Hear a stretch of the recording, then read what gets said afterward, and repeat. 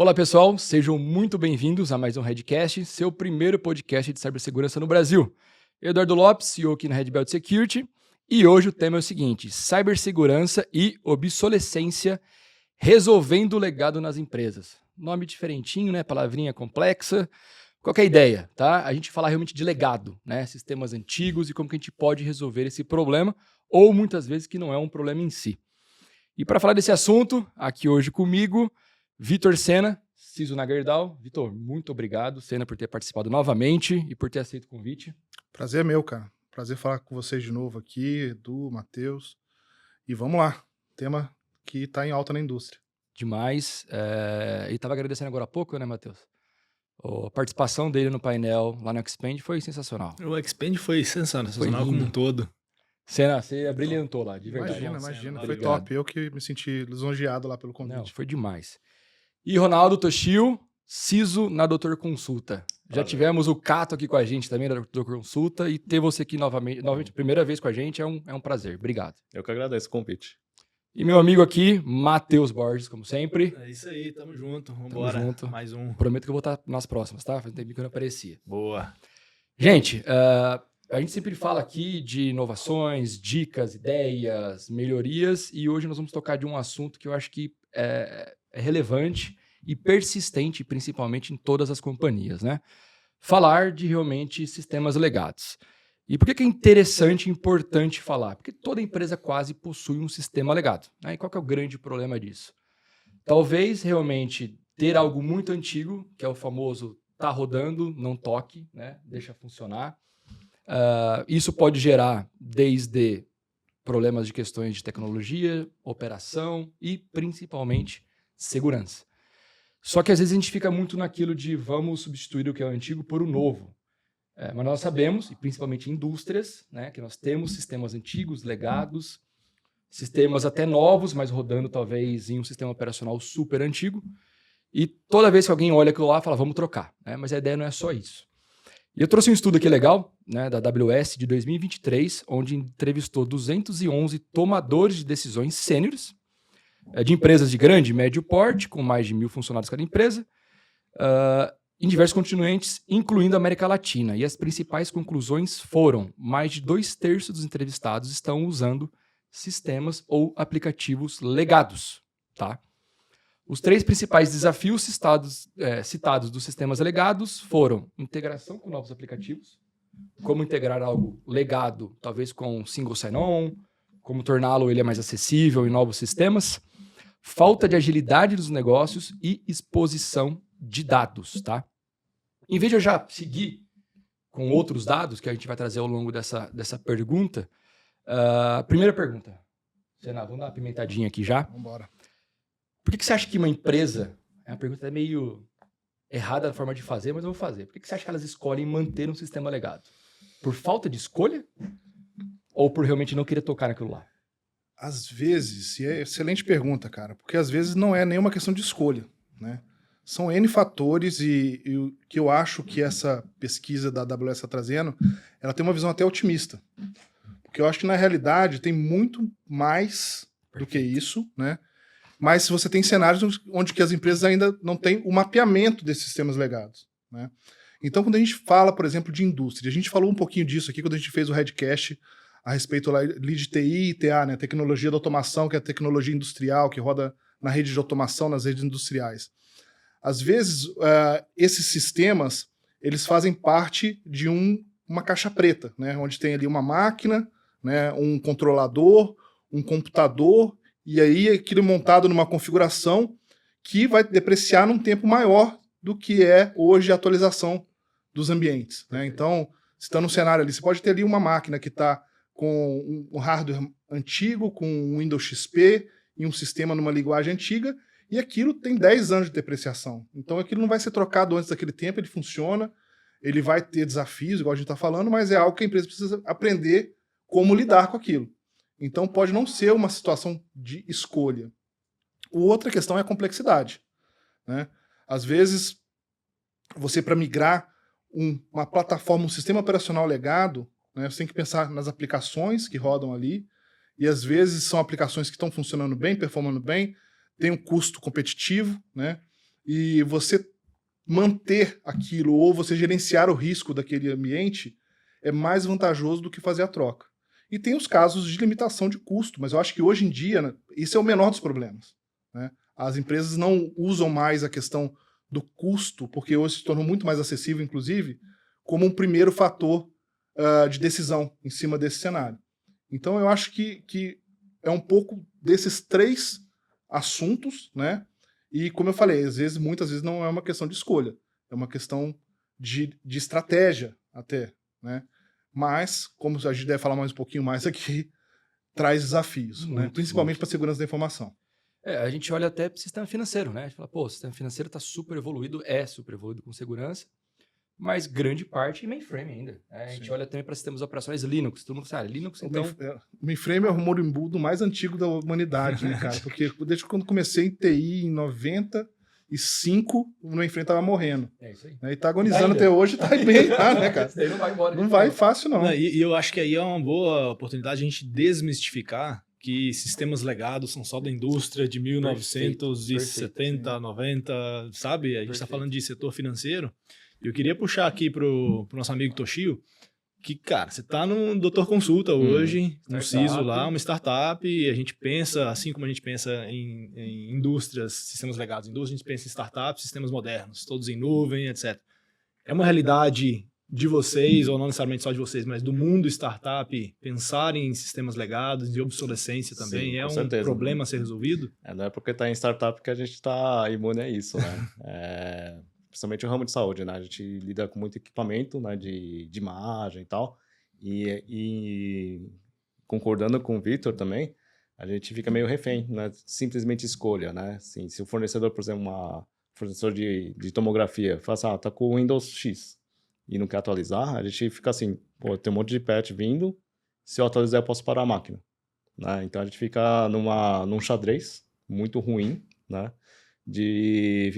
Eu tenho o risco e tenho a oportunidade, né? Então muitas vezes é feita a oportunidade, né? Assim, eu prefiro correr o risco, né? Às vezes a gente não tem escolha, né? Então vou até pegar o gancho, né, do ramo financeiro. Eu sou formado em COBOL, né? Então essa parte de mainframe eu conheço bastante, né? Quando trabalhei num banco de varejo grande também, o sistema de catraca em 2007 era o Windows 3.1. Né? Então, é uma questão de falar assim, qual que é o risco-retorno. E, infelizmente, na nossa área é muito comum não ter documentação, fica tudo na cabeça das pessoas. Então, nesse turnover que tem no mercado também, a gente fica refém disso, né? Então, fala assim, putz, tem aquele sistema lá, mas como é que mexe? Não, tá funcionando. Então, assim, tá funcionando, deixa. Não encosta, né? E como gerencia a segurança num ambiente desse, né? Acho que um outro ponto que o Victor trouxe também da depreciação de um ativo, que é isso, muitas vezes não é uma decisão minha responsável por segurança, fala, cara, vamos trocar, não vamos? Fala, não, pera, a empresa fez um planejamento financeiro, essa depreciação faz parte da nossa estratégia financeira, não posso simplesmente trocar isso ou tirar. E é fácil fazer segurança assim, né, cara? Você tendo todos os ventos a favor, né? Uhum. Então, assim, eu faço segurança, mas tem que estar tudo atualizado, com a última versão de patch, com a última versão de... O mundo real não é assim. O desafio, então, é justamente nessa linha, né? A gente tem algumas estratégias que são adotadas para esse tipo de contenção, vamos dizer assim. Eu acho que na parte da indústria, né, nessa parte de ambientes legados, ambientes industriais, a mais utilizada é o isolamento, né? Você criar ali um perímetro onde você tem aquele ambiente legado isolado, mais controlado, uma monitoração mais diferenciada, né? Mas tem outras opções hoje, né? O mercado também evoluiu muito para esse modelo também, né? Então hoje você tem anti-malware específico para o ambiente legado, né? Que era um baita desafio no passado. Virtual patching. Virtual patching, né? Anti-malware baseado em whitelist, blacklist, né? Ou allow list e deny list, né? Um termo mais correto hoje. Então, o nosso marcabouço ali de opções também evoluiu, né? Mas eu acho que o cerne de tudo ali é a estratégia, né? E o desafio continua sendo também o mapeamento. Você conhecer bem isso, né? Saber onde está, onde não está. Então, a afirmação que a gente vê muito no mercado de que você ter sistema legado não significa propriamente que é a fraqueza de segurança. Eu acho que não, cara. É igual a gente falava no passado, né? O que era mais perigoso? Um Windows bem cuidado ou um Linux que você botou a instalação e nunca mais olhou para ele, Perfeito. né? Então, se você tem uma estratégia, se você direciona esforços para aquilo, eu acho que ele é uma fraqueza controlável, vamos dizer assim. É uma fraqueza que está sob controle e você consegue gerenciar o risco, né? Risco sempre vai ter, sempre vai existir, mas eu acho que não é mais um monstro tão grande quanto já foi no passado, né? Tem opções e tem formas de fazer. Então, doutor, consulta também tem sistema legados.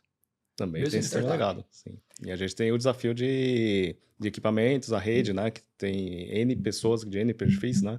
Então, não é somente hoje, antigamente faz uma sede de firewall, né? Para fazer as VLANs, né? Hoje a gente vê microsegmentação, Perfeito. né? Zero Trust também, que faz outros controles em outras camadas da camada 7 e tal, né?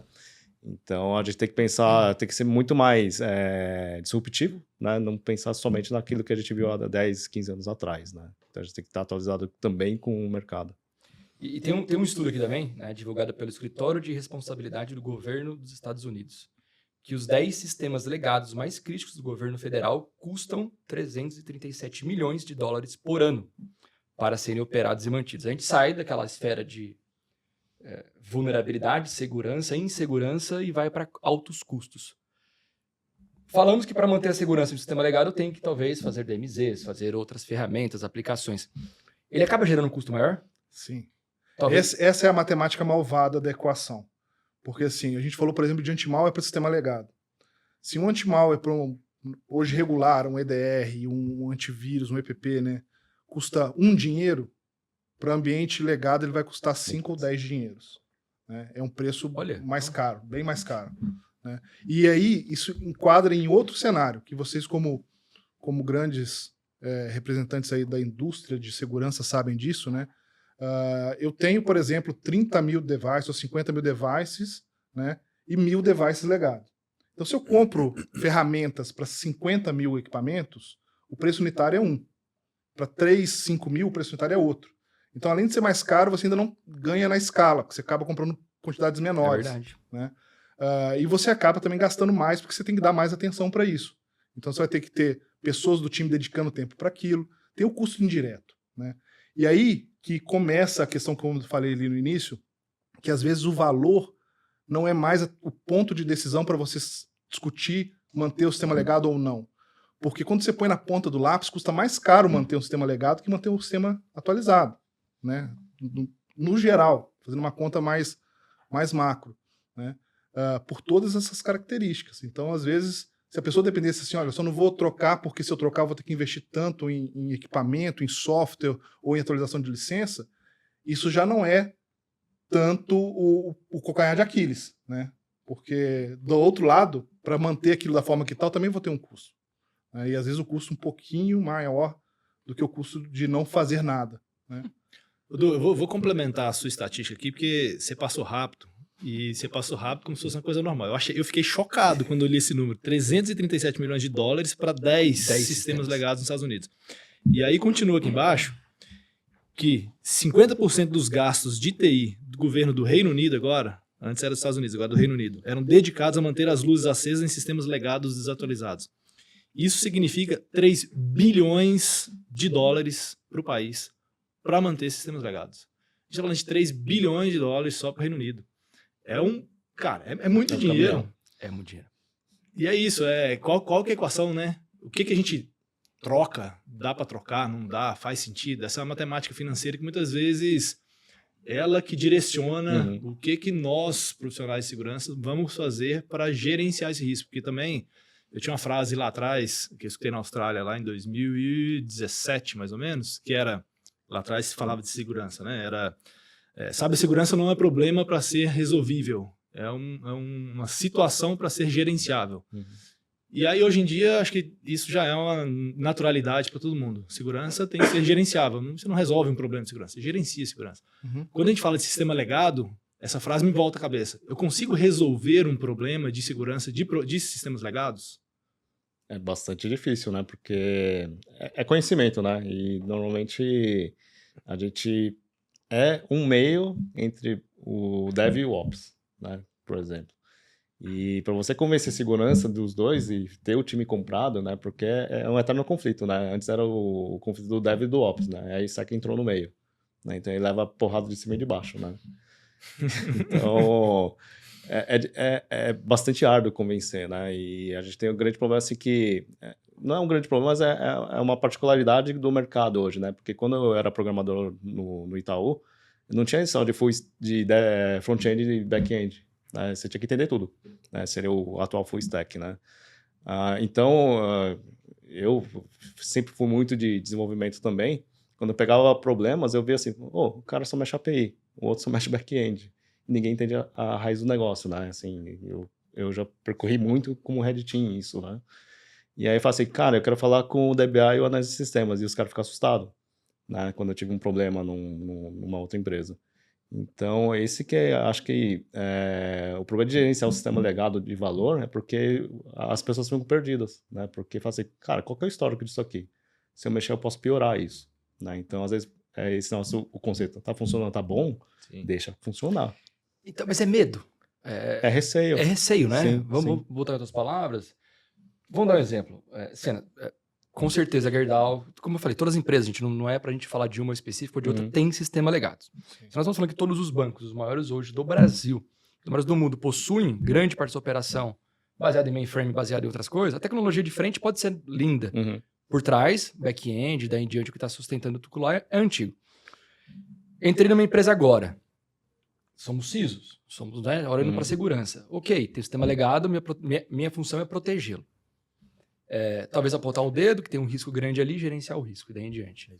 Quem que vai ser, que tem culhão, de fato, de falar, cara, eu vou pegar isso daqui como tecnologia e vou adaptá-lo para novas frentes. Tem muito risco envolvido. E aí cria um receio, ou essa, né, não é minha, não vou lidar com ela, deixa para outra pessoa. É que os provedores de nuvem também, né, de cloud, também, eles estão tendo ações de acelerar isso, né? Fala assim, se você usar uma tecnologia muito depreciada, eu vou te dar um penalty. Isso acontece no mercado. Acontece. Né? Então, há uma pressão também dos fornecedores, né? Mas, Toshio, vou dar um exemplo. Nós participamos agora de uma grande seguradora de fazer uma divisão delas, né? Houve uma parte ali de reestruturação e daí em diante, e 100% foi para a nuvem. E dividiu em AWS e Azure. Nós participamos, tá? Como operadores de segurança, de ajudá-los nessa migração e daí em diante. Todo o sistema legado que tinha, que talvez era a possibilidade de melhorá-lo ou fazer algo do tipo, foi 100% para a nuvem. Então eu vejo ainda isso como não sendo algo tipo, cara, esse problema não é meu. Eu complementando o Toshio, na verdade, eu acho que a gente precisamos classificar esse medo, que às vezes o medo não é de mexer em poeira parada, né? Tem coisa que não dá para resolver, tá? Agora em maio, mês passado eu tive na RSA, né? Dentro do programa da RSA eu acabo participando de alguns fóruns exclusivos para CISOs, né? E eu tive a oportunidade de conversar com o cara que é o CISO do Homeland Security lá dos Estados Unidos, né? Então, um monte de coisa ali crítica, né, cara? E o desafio que foi dado para esse cara foi justamente, deram um prazo para ele de 1 ano, 1 ano e meio, ele zerar todos os ambientes legados que ele tinha. Ele falou que tinha muito, né? Números que eu não alcanço imaginar, né? Sistema super crítico. Sistema super crítico, né? E ele, cara, se empenhou em fazer isso e tudo mais, não zerou. Eu disse, Vitor, cheguei aqui, o que eu fiz foi um trabalho hercúleo que nunca foi feito. Tivemos que comprar muitas brigas, fizemos uma série de ações. Tem coisa que não dá para tirar, porque aí o medo que eu tô falando de classificar não é o medo de parar de funcionar. O medo é de eu gerar um problema no processo ou no serviço que eu presto, que eu não vou conseguir fazer um fallback, né? E eu não tenho hoje no mercado uma tecnologia que atenda aquilo com aqueles critérios, com aquelas questões. Eu já trabalhei em e-commerce no passado. Eu lembro que o e-commerce que eu trabalhei, ele tinha um SAP no back-office, né, cara? Mas o sistema de frente de loja dos caras era feito em Delphi, né? Porque nada performava igual o Delphi. Para aquela máquina, para aquele Então não era que a pessoa não queria, não existia. Não tinha outra opção. Não tinha outra opção, né? As coisas depois vão se arrumando, vão se dando jeito, mas não tinha outra opção. Porque ele precisava faturar ali uma nota fiscal em 1 milissegundo ou tantos milissegundos, e o SAP não fazia, e o sistema que ele tinha desenvolvido dentro de casa em Delphi fazia. né? Então, como é que você sugere É isso. para o cara trocar aquilo para uma coisa que vai piorar o seu negócio? Né? Ou ele teria que redesenvolver a plataforma inteira numa tudo, né? linguagem mais Então, moderna. e aí você corre o risco de gerar um impacto no processo, no sistema que pode afetar a empresa, afetar o capital da empresa, né? Então, tem coisas que você precisa conviver e endereçar, né, um nível de mitigação de risco, de contenção, para que aquilo dure o tempo que precisa durar e não exponha a empresa a risco. A gente está falando, você perguntou, Matheus, sobre resolver. Tem coisa que não vai resolver mesmo, né? Mas você pode minimizar o risco, minimizar o impacto, né? E isso, quando a gente fala de sistema legado, é evitando a exposição dele. Eu faço uma analogia, sistema legado, né? O maior risco do sistema legado é o contato com o ambiente atualizado. Porque se você tem uma ameaça hoje que chega num ambiente que está todo atualizado, com as ferramentas de proteção, ele não vai acontecer nada lá. Mas o sistema legado vai ser devastador. É mais ou menos uma analogia um pouco simplista, né? Quando os europeus chegaram aqui no Brasil, chegaram nos países da América Latina, né? O que matou os índios naquela época não foi os europeus, foi a gripe. A gripe que eles trouxeram, né? Eles trouxeram, porque o cara não tinha anticorpo para aquilo. Nada. Né? Então o ambiente legado é um pouco disso, ele não tem anticorpos. Boa. Né? Boa. E aí, qualquer coisa que hoje é simplesmente mitigado no ambiente já atualizado para eles é um desastre. Então, quanto menos você expor ele ao perigo, né, mais você está tratando de endereçar esse tipo de ameaça. Né? Então, um pouco disso. Tá vendo que essa provocação foi demais? Porque assim, a gente tá olhando, que assim, gente, eu já vi muita gente falar assim, pô, mas tem sistema legado. Aí a primeira coisa que a gente discute é, se ele está lá, é porque ele é extremamente necessário. Não é porque alguém negligenciou ele. Muito pelo contrário. É algo que está ligado ao negócio e não vai ter como remover. E a solução mais fácil é atualize o sistema legado, mude o sistema legado, acabe com o sistema legado e crie algo novo. Cara, algumas coisas não vão ser resolvidas, igual você falou. Principalmente em banco, né? Assim, quando eu tava na parte de tecnologia, aí fala assim, o COBOL vai morrer. E eu fiz COBOL, né? Fala assim, o COBOL vai morrer. Aí eu falo assim, chegou num ponto de decisão executiva, eu falo assim, para montar tela via COBOL é muito mais rápido que um C#, um C, uma tecnologia mais moderna, né? Assim, o tanto que de eficiência, assim, em 2010 esse banco fazia 2 milhões de processamento de conta corrente. Aí você imagina, né, colocar numa plataforma baixa, né, de visual, para montar até de todos esses 2 milhões de transações. Hoje é muito mais, né, triplicou esse valor, né. Então, a estratégia de banco normalmente assim, vai continuar com o legado, eu acho que por muito tempo, né. Assim, esse banco, na época que eu trabalhava lá, tinha 20 mainframes, hoje deve ter mais de 50. Né, ele continua investindo nisso. É tecnologia que funciona, né? Deixa eu colocar uma pimentinha na mesa. A gente acabou criando um cenário onde a gente conhece nossos assets, a gente entende dos sistemas legados, a gente sabe quais são os riscos e a gente gerencia esses riscos. Acho que é quase que um mundo ideal. Eu não sei se eu chamaria de mundo utópico, mas um mundo ideal. Comparando com os pares... Com o usuário, colaborador junto ou não? Também. Tá utópico isso daí. Mas pensando no mercado, nos pares de vocês, nas indústrias em geral, etc., esse é um cenário mais real? Onde os CISOs conhecem, gerenciam, mitigam, etc., ou é um negócio que, cara, tem uma máquina rodando ali, eu não sei se aquilo é um risco, que a gente ainda entra em alguns ambientes que a pessoa não sabe quais são os assets que ela tem. Sim. Eu acho que não, viu, cara? Assim, se eu deixei entender que eu tenho isso sob controle, eu falei errado, tá? Porque não há ser humano que seja capaz de falar que tem todo esse controle. Você descobre shadow de tudo hoje no mundo, né, cara? Boa. Então, é complexo, mas assim, o que eu acho é que isso tá mais no radar das pessoas, né? Entendi. E aí, quando isso tá no radar, você descobre mais coisas, você encontra e vai tratando. Mas você conhecer o todo, cara, o ambiente hoje é muito complexo.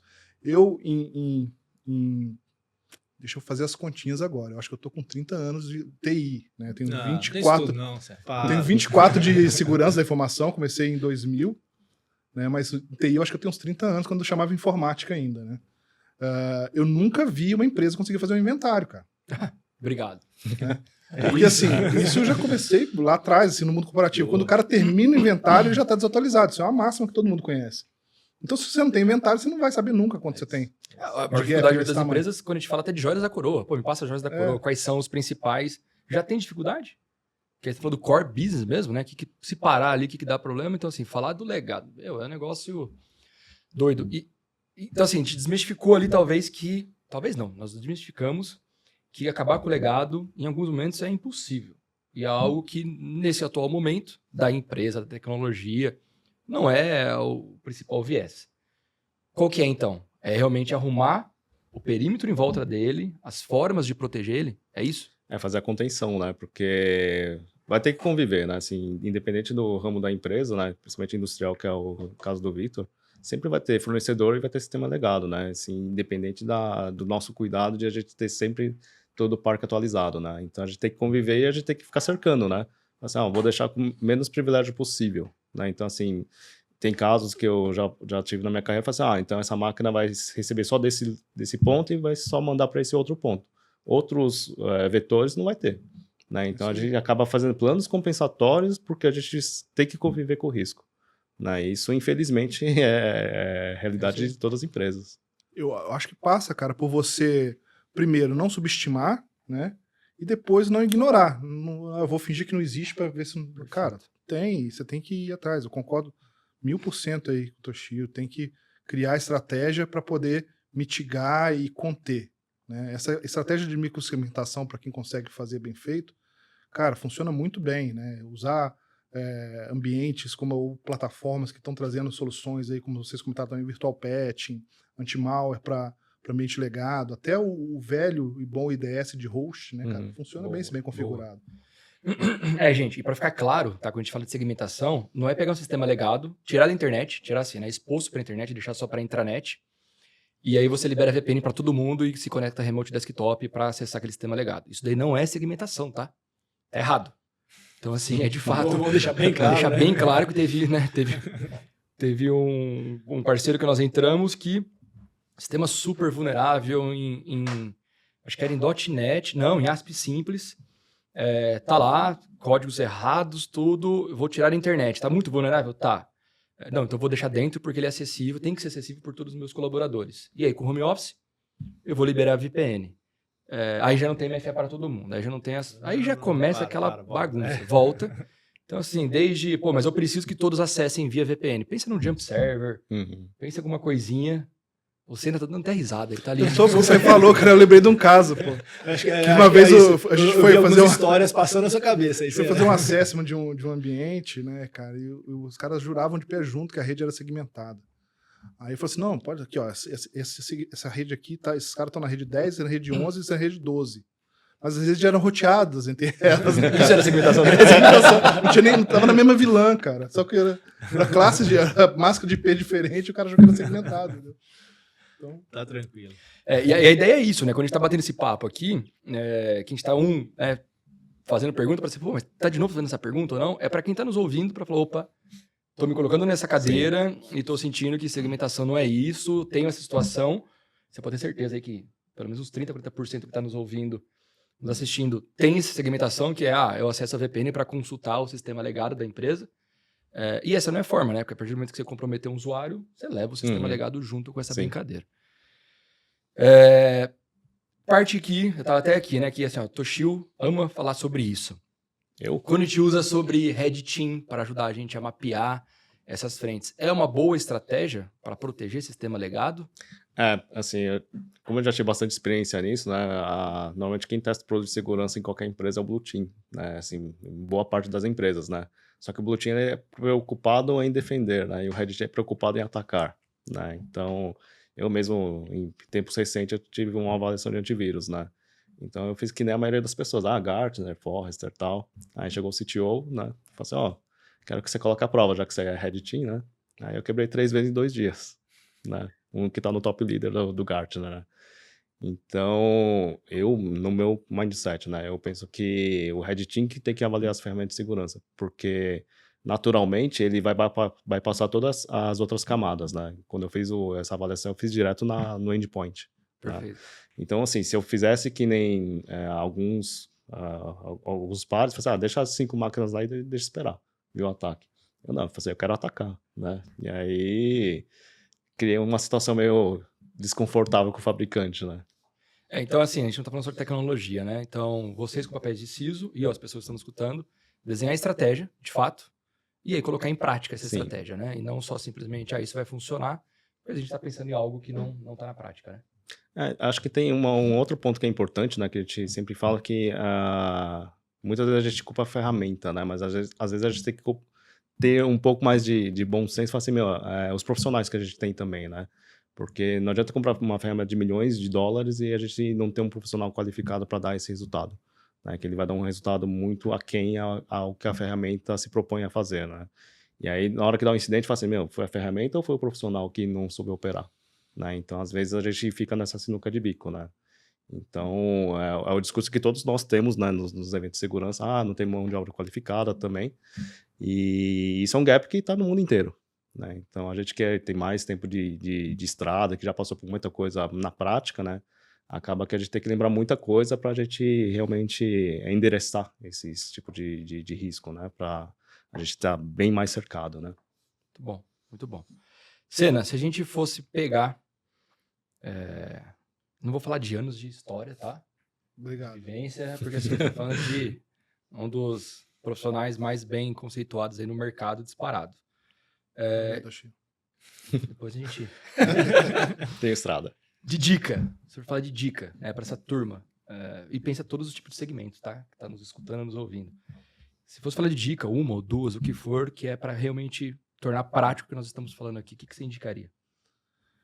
Estava ouvindo o Toshio falar do Red Team e etc, né? No nosso caso, por exemplo, a gente tem uma complexidade grande de, até mesmo física, né? De lugares espalhados e localidades, muitas localidades, etc.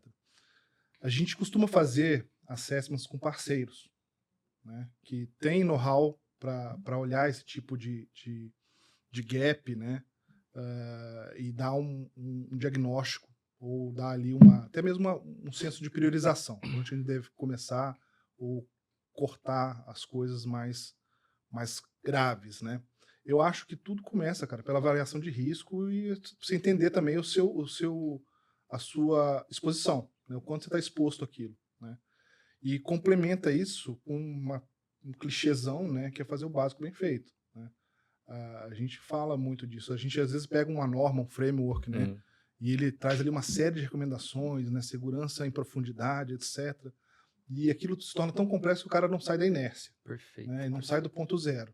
Então, cara, faz o básico bem feito, né? Olha lá os primeiros... Segmentação, começa pela segmentação, né? Tratar a questão do anti-malware ou qualquer outra estratégia, de acordo com o que vier no seu assessment, né?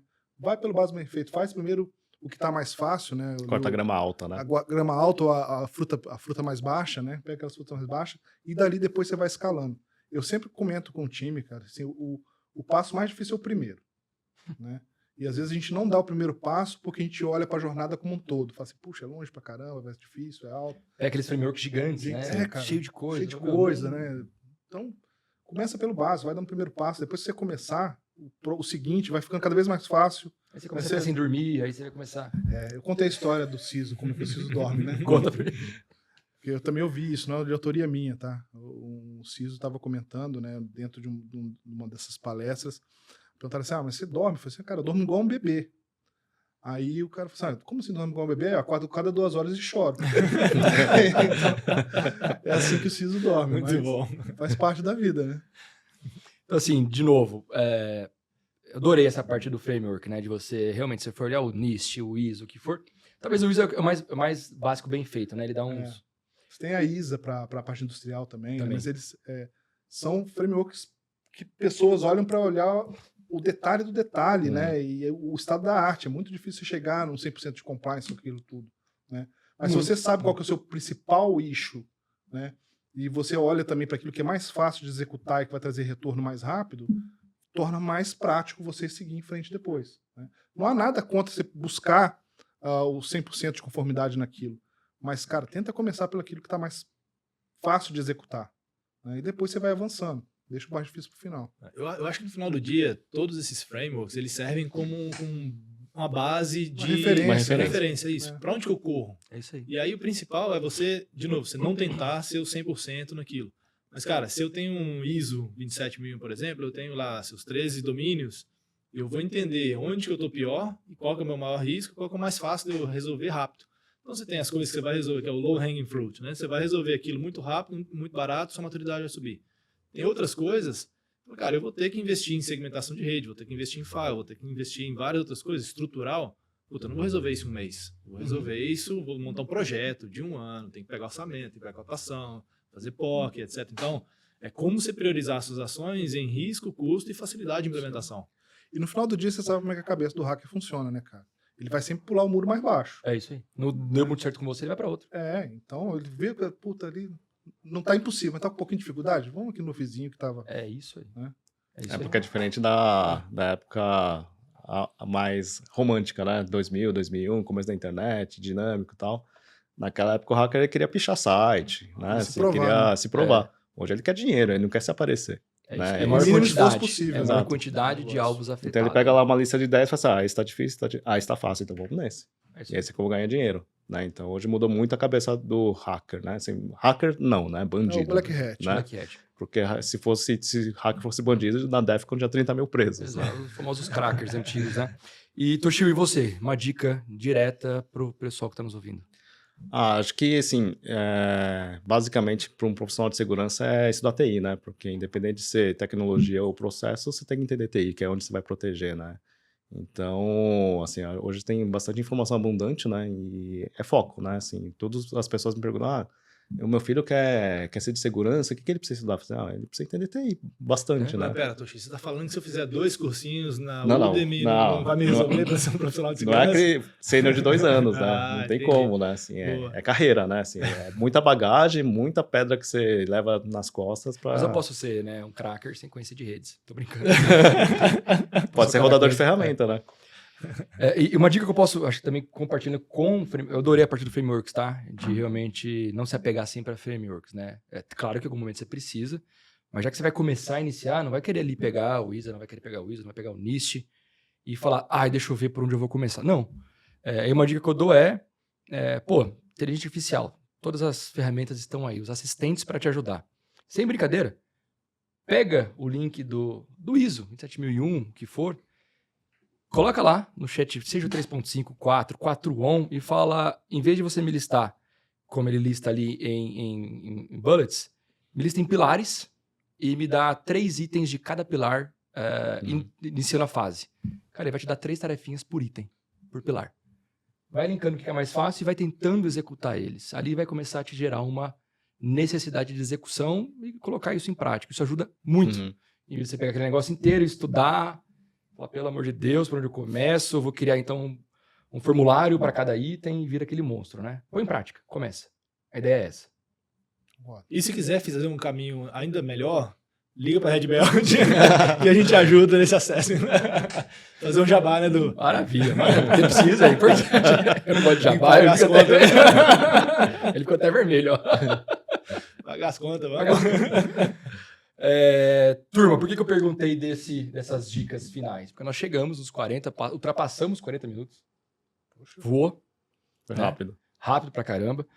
E a ideia é isso, é nós sermos direto, provocativos em alguns momentos e trazer, de fato, dicas e direcionamento para quem está aqui nos seguindo, né? Sempre tem uma lógica. Uhum. Então, alguma coisa a mais adicionaria?